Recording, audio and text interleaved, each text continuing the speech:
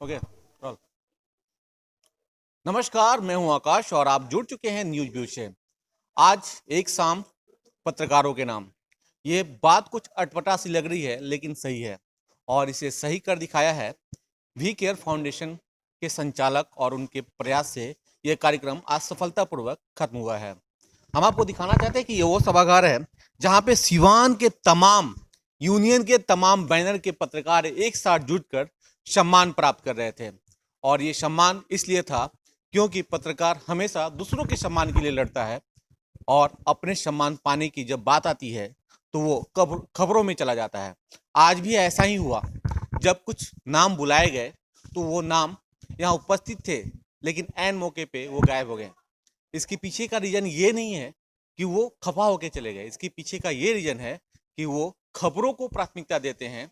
खबर छूटे नहीं, लोगों तक खबर चली जाए, इसके लिए वो यहाँ से चले गए। फिलहाल उनके सम्मान उनके तक पहुँच जाएगा, लेकिन इस सम्मान को कराने में जो जद्दोजहद करनी पड़ी, जो सारे पत्रकारों को मिलकर एक जगह लाना पड़ा, इसमें बहुत बड़ा योगदान है वी केयर फाउंडेशन के अध्यक्ष जो भी करता रहता है विकास जी का। विकास जी, आपका स्वागत है न्यूज व्यूज में। आपने एक बड़ा कार्यक्रम कराया, एक अच्छी सोच रखी जो सिवान में पहली बार हुआ है, क्या कहेंगे? Thank you so much.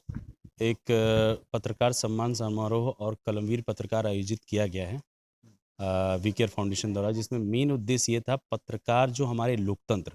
मेरे लेफ्ट साइड में एक किताब रखी है सर, जिसको मुझे लगता है गीता रामायण से के बराबर ही तुलना करता हूँ, संविधान की किताब सर। ठीक है, इसकी रक्षा करने वाला एक पत्रकार, एक डेमोक्रेसी का फोर्थ पिलर जो माना जाता है एक पत्रकार, उसके लिए एक्चुअल में कोई सोशल सिक्योरिटी कभी की नहीं गई है। ठीक है, वो तुरंत भागता है, एक कॉल आता है तुरंत साइकिल से, बाइक से, कार से, बस से, या फिर कभी कुछ नहीं पैदल ही भागता है। ठीक है, कहीं कुछ हो जाए, गिर जाए, पड़ जाए, हमारे पास बहुत सारे एग्जाम्पल हैं जहाँ पत्रकारों के साथ बहुत ही गलत भी हुआ। उनके लिए जो नहीं है, उनके लाइफ टाइम अचीवमेंट अवार्ड उनके लिए, तथा जो हैं उनके लिए कलमवीर सम्मान समारोह आज देने की कोशिश की गई। उनसे उनको बस एक छोटी सी वी केयर फाउंडेशन की तरफ से एक छोटी सी पहल की गई कि हाँ, उनका भी इस डेमोक्रेसी में योगदान है और इस समाज में उनकी भी इज्जत और प्रतिष्ठा पूरी तरीके से मौजूद है। अच्छा विकास जी, अब तो मित्रवत हैं, आपसे जी दो तीन चीजें मैं जानना चाहता हूँ कि देखिए, हम लोग इस कार्यक्रम को किए, मेरा भी कुछ ना कुछ आंशिक सहयोग रहा, जी लेकिन मैं ये जानना चाहता हूँ कि ये जो पत्रकार हैं, इनमें एकता जो है वो बहुत देखने को नहीं मिलती है। हम तो होता क्या है कि जो नेता होते हैं बलगलाते हैं, परेशान करते हैं।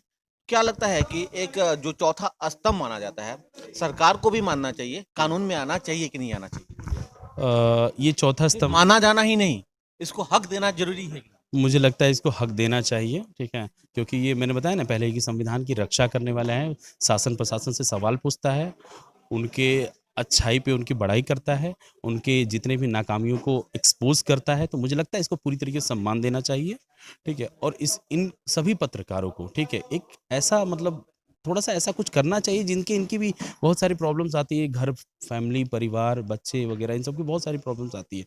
उससे भी उनको थोड़ा सा सपोर्ट मिलना चाहिए। बहुत ही कम इनकम होती है एक जर्नलिस्ट की, खास करके यूट्यूबर्स आजकल हेल्प कर रहे हैं, पोर्टल वाले हेल्प कर रहे हैं, बेचारे छोटे छोटे न्यूज़ चैनल वाले बेचारे दौड़ते रहते हैं, तो इनको इनके लिए थोड़ा बहुत कुछ सोचना चाहिए, कहने के लिए। जी सर। बिल्कुल, इस तरह का कार्यक्रम आपने किया, इसके लिए बहुत बहुत धन्यवाद।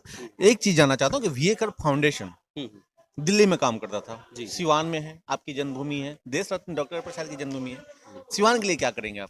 पहली बात तो मैं बताऊंगा कि मैं इतना लकी हूँ, और सही बताऊं तो I am very lucky right now, because I am belong from the Siwan, which is also the, you can say the, it's a motherland of doctor Rajendra Babu. ठीक है, स्वर्गीय राजेंद्र बाबू की ये जन्मस्थली रही है। ठीक है, मैं अपने को इतना भाग्यशाली मानता हूँ।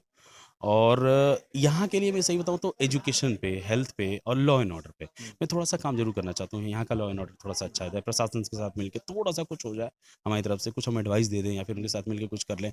जो न्यू एजुकेशन पॉलिसी आई है, स्पेशली खास करके इंटर्नशिप बच्चों के लिए, क्लास 6 से ही अच्छा इंटर्नशिप दिया जा रहा है। जो हम लोग मतलब हम देखते हैं जर्मनी, फ्रांस वगैरह या फिर जापान में जो इंटर्नशिप दी जाती है, क्लास 6 से ही बच्चा इंटर्नशिप लेगा।